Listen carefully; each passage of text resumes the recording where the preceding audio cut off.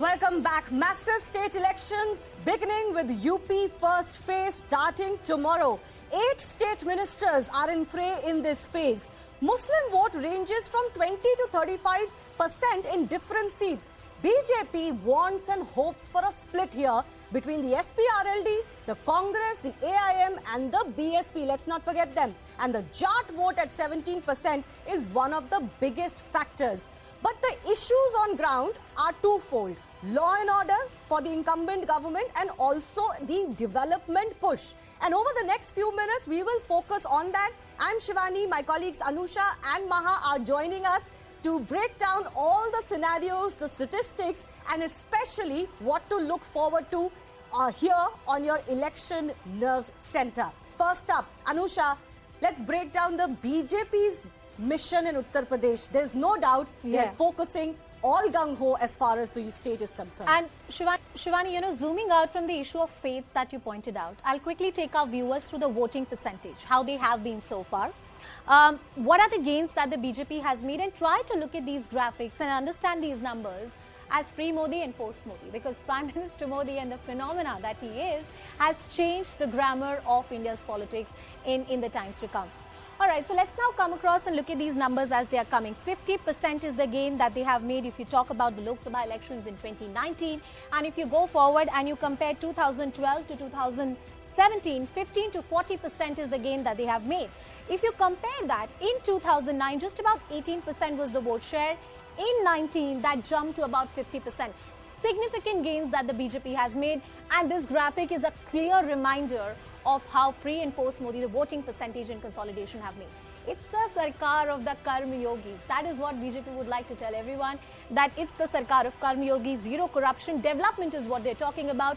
When you talk about development, Purvanchal is one area to talk about. BJP argues that this area has been significantly and historically neglected for the various reasons, for the caste region, for religion. Purvanchal Expressway, of course, one of the key pet projects that the government is talking about. You also have multiple universities, airports which are coming up. The target is to improve the 2017 tally, 106 out of 142 seats. They want to go up, they want to consolidate further. The likes of RP and Singh have also joined. Now, has Prime Minister Modi and Chief Minister Yogi's constituencies, they are in this area. Don't forget the Mandir pitch, which of course is a huge factor in the dynamics of this. Let's talk about the Western conundrum. We have focused so much about the key issues which are dominating Western UP, the SPRLD alliance, the kind of challenge they are giving, banking on the reprieve that the repeal of the 3 farm laws had got for the BJP. 50 out of 66 seats in 2017 in the Western region. Will they be able to repeat that? And as I said, a tough fight from the Samajwadi Party and the RLD. Will they be able to beat this combo? Interestingly, it was said that earlier it was the UP ke ladke that came together. This time, BJP says they'll defeat. And as I said, the Kashi corridor, Ayodhya, Kashi, Mathura, the 3 temples, which are in many ways the epicenter of UP's politics, especially the BJP. The Hindutva versus the development. In fact, Hindutva plus the development model that BJP is talking about, that's the key pitch they're taking. And Maha, combining those 2 factors together, it's interesting to make a pitch. They say if we have expanded the Kashi Vishwanath Mandir, that's a development. Count that too.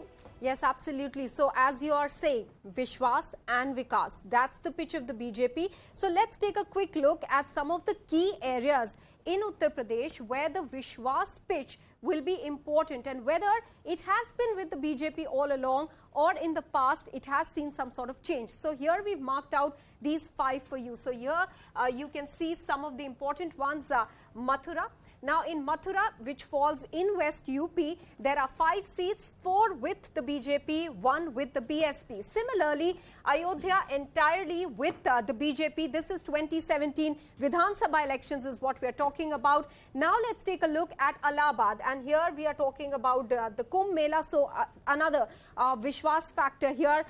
6 seats here, out of which 5 are currently with the BJP. Similarly, if you take a look at Varanasi, again, most of the seats there with the BJP, 1, 2, 3, 4, 5 seats with the BJP. Mirzapur, some seats with the BJP, some with the others. But was it the same in previous elections as well? No, the picture was slightly different if you take a look at 2012, because you're not seeing orange patches all over the Vishwas corridor as well. But as you are seeing, in 2017, the situation changed, and so did it in 2019. So they are holding on, that is the BJP is holding on to all these 5 important Vishwas or factors where faith becomes an important narrative for the BJP. Shivani, clearly this is one pitch that the BJP is looking at, but in West UP it's only about Mathura, and there again Yogi has promised a Bhavya Mandir. You know, people are saying that Bhavya Mandir already exists, and people are also saying that this whole Bhavya Mandir talk has actually died down also. It may be very good in sloganeering because they do want to insist on the law and order issue. But I want to go across to Adwaita Kala. Adwaita, you know, this fascinating mix of Vikas and Vishwas, this is a hit for the BJP. The opponents also accept it. They know this. They do this well. They bat on the front foot on this. But the opposition we've seen over the last few years since 2014 has also tried to ape this. Have they been successful? Adwaita, your audio. Yes. Can you hear me now, Shivani? Yeah. Okay, thanks. Well, you know, not particularly. In fact, I find it intriguing that Yogi has not really gone after what you would expect him to go after, which is the Hindutva push. You know, had he wanted to do that, then I think Ayodhya or Mathura, these kind of seats would have, you know, kind of fueled that that conversation. And in fact, Akhilesh was anticipating it because he said, you know, Krishna Bhagwan came to me in my dreams. Yes. So he was thinking that, oh God, you know, Ram Lalla got away. So let me not make sure the Yadavs and Krishna, you know, let me establish that connect. But Yogi doesn't want to do that. Yogi decidedly wants to focus, or the focus rather, to be on his work and not necessarily his identity or the fact that he's perceived as this Hindutva icon. So then he goes to Gorakhpur. He talks about Vikas. He talks about taking UP up from number 6 to number 2 in state economies.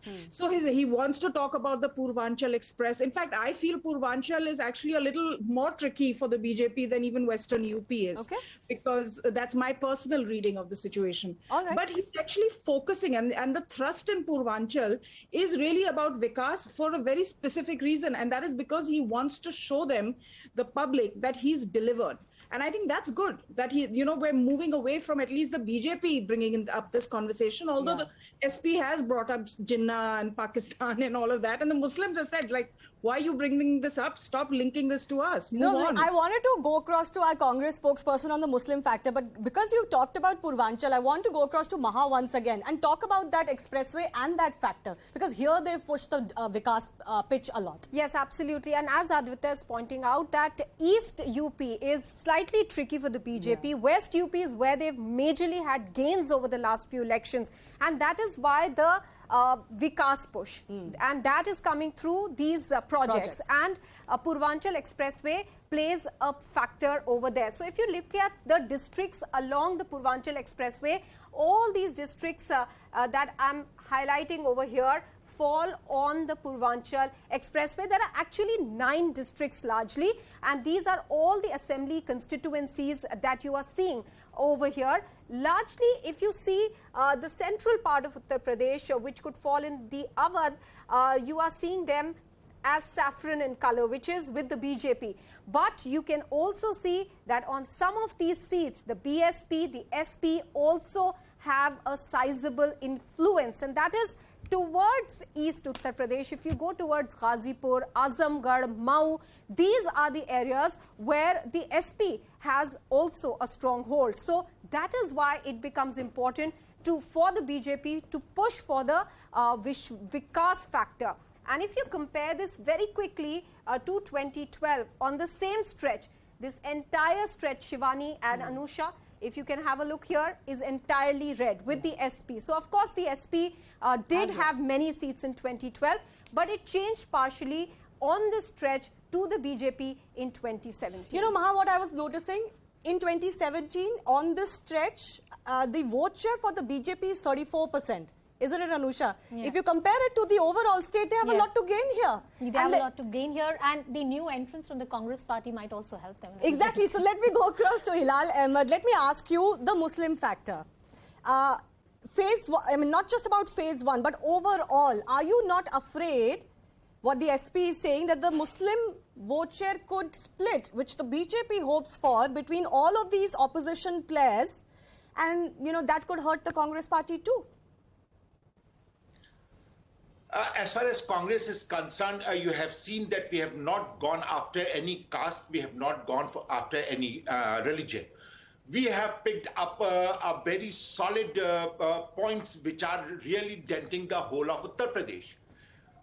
Berozgari, unemployment, which is at its peak. And even Chief Minister has also accepted it, that 15 crore people out of 24 crore people make a queue to get that free ration, and they are under BPL, below poverty line. So this tells the whole story of Uttar Pradesh. But sir, will you not accept that you've been left aside a bit as far as the narrative is concerned, as far as the major battles are concerned? The SP has gained pace against you. Hello, can you hear me? Go ahead, we can hear you. Hello, can you hear me? Yes, we can. Go ahead. I think he has lost our lines. All right. Anyways, but the big question will continue to be, Ajit Jha, I'll come to you to just put in perspective the Muslim factor for us. The BJP knows what it can have, not have. It goes for, the Hindu vote consolidation, as my colleague Anusha has been pointing out over the last few minutes. What about the Muslim factor? Are they going to vote en masse? See, my answer is the following. The more and more this election becomes a bilateral election, the advantage goes to the Samajwadi Party. Why? Because in a typical bilateral election, all the Muslims will unite behind the Samajwadi Party. But according to me, the architecture of distribution of constituencies is such in UP that the Yadav presence is not all over. So as a result, the Muslims in many constituencies will have no choice but to go with the Dalits in order to beat the BJP, and therefore the BSP will win there. So the more and more there's a trilateral fight, the Muslim vote will get divided, it will be an advantage BJP. Mr. Ajit Jha, we are short of time. Allow me a small interjection and you can add on it in 30 seconds, sir. There were a significant chunk of Dalits who voted for the BJP in the last few elections. There was also a division that many would argue that happened between Jatav and the non-Jatav votes. The Dalit vote bank, along with the OBC, very crucial for Western UP and of course for the rest of Uttar Pradesh as well. How does that play a factor, sir? See, 52% of the entire Dalit vote in UP is just Jatav vote. Yes. So Jatavs dominate the Dalit voting trends in UP. So one reason BSP, if you look at BSP, in all the elections, 2017 included, they ended up getting 22% vote. They didn't get much seats, but the vote base is intact because of the Jatav vote. So my point is, the BSP, I think, will not do as badly as people estimate, and therefore the Muslim vote will get divided, and it will end up, as a consequence, advantage BJP. All right. That is what I am trying to argue. I have to leave it at that. I have to leave it at that. So you put it as succinctly as you could. But these are issues that one can continue to look at threadbare as much as possible. Yes. And here on CNN News 18, we'll continue to do so. Join us starting 7 a.m. tomorrow morning for a rolling coverage on your Election Nerve News Center. Anusha, Maha and I will be joining you at 7 a.m. tomorrow morning with a whole host of reporters panning Uttar Pradesh and also a most credible opinion voices as far as UP elections are concerned. With that, a thanks to our guests and thanks to our viewers for watching. Goodbye for now.